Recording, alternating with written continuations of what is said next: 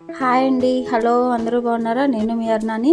Welcome to Arna family creatives. ఈరోజు మీకు ఈ వీడియోలో చూస్తున్నారు కదా, చూస్తుంటేనే నోరు ఊరిపోతుంది. నిమ్మకాయ ఊరగాయ అండి. ఈజీ ప్రాసెస్, టేస్ట్గా ఎలా చేసుకోవాలో చేసి చూపించబోతున్నాను. తయారు చేసుకునే విధానం చూడండి.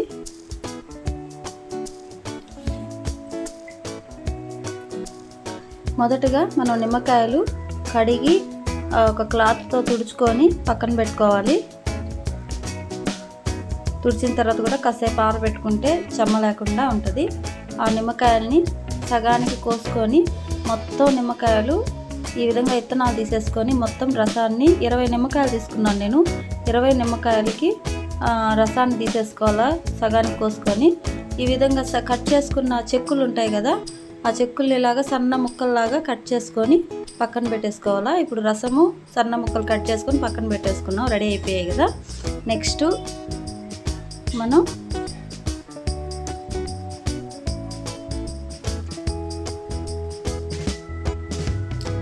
ఇవి ఇంకా చిన్న చిన్న ముక్కలుగా మీకు కట్ చేసుకున్నా బాగుంటాయి. ఈ విధంగా కట్ చేసుకున్నాం కదా. నెక్స్ట్ ఆ ముక్కల్లో మనం 1 టేబుల్ స్పూన్ పసుపు, 1/4 కప్పు ఉప్పు, 1/4 కప్పు ఉప్పు పడుతుందండి.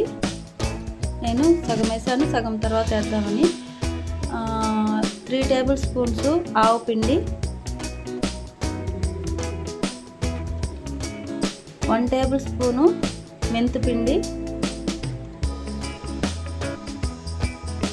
1 కప్పు కారము,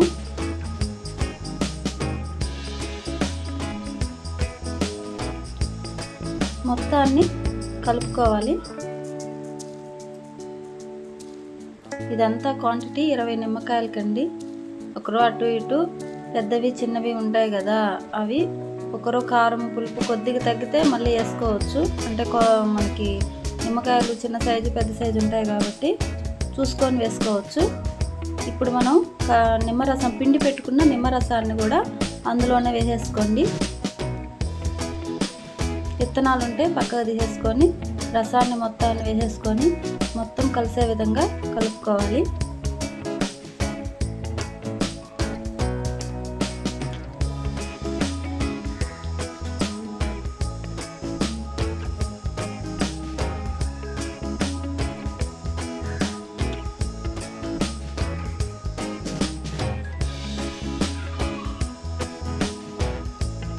చూడండి, ఈ విధంగా కలుపుకొని కొంచెం ఉప్పు చూసుకోండి. ఉప్పు కారం ఏది తక్కువైనా అప్పుడు మళ్ళీ వేసుకోవచ్చు. ఆ ఉప్పు కూడా సరిపోతుంది, మనం తీసుకున్న కొలత ఉప్పు సరిపోతుంది. నేను ఆల్రెడీ కొంచెం గిన్నెలో ఉంచాను, చూసుకొని వేసుకుందామని. ఇప్పుడు అది కూడా వేసేస్తే సరిపోతుంది. వెల్లుల్లి, పొలుసుకున్న వెల్లుల్లి కూడా 1 గడ్డ వెల్లుల్లి వేసాను నేను. కారం కొంచెం తక్కువైంది, కారం కూడా యాడ్ చేసేసుకోండి.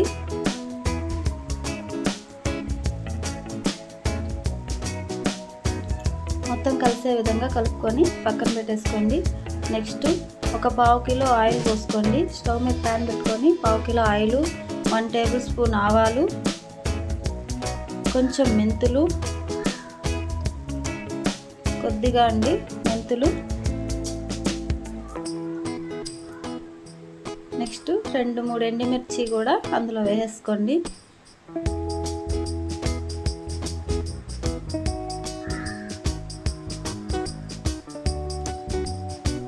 నెక్స్ట్ వెల్లుల్లి, కచ్చాపచ్చగా దంచుకున్న వెల్లుల్లి, 10 వెల్లుల్లి, 1/2 టేబుల్ స్పూన్ మీద జీలకర్ర, అందులో ఇంగువ. వెల్లుల్లి అన్నీ వేగాక స్టవ్ ఆపేసుకున్న తర్వాత ఆ వేడికే ఇంగువ వేగిపోతుంది. లేదంటే సిమ్లో పెట్టుకోండి మంటని. ఇంగువ పొడి అందులో వేసేసుకోండి.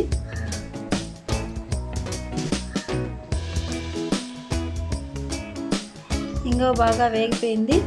ఇప్పుడు తీసుకొని బాగా ఆయిల్ చల్లారిన తర్వాత స్టవ్ ఆఫ్ చేసుకొని బాగా ఆయిల్ చల్లారాలండి. ఈ లోపల ఇది ఒకసారి కలబెట్టుకుందాము. ఆ ఉప్పు వేసాం కదా, బాగా కరిగితే మనం ఉప్పు చూసుకోవడానికి కూడా తెలుస్తుంది. బాగా కలపెట్టుకున్న తర్వాత ఈ ఆయిల్ బాగా చల్లారిన తర్వాత అందులో వేసేసుకొని కలిపేసుకోవడమేను. చూడండి, చాలా రుచిగా తయారైపోయింది నిమ్మకాయ ఊరగాయ. రెడీ అయిపోయిన ఈ ఊరగాయని మనం జాడీలో కానీ, గాజు సీసాలో కానీ, ప్లాస్టిక్ బకెట్లో కానీ దేంట్లో అయినా సరే స్టోర్ చేసుకోవచ్చు. స్టోర్ చేసుకొని ఒక 10 days తర్వాత వేసుకొని తినొచ్చు. ఇప్పుడు కూడా వేసుకొని తినొచ్చు. అందరూ ట్రై చేసి చూడండి.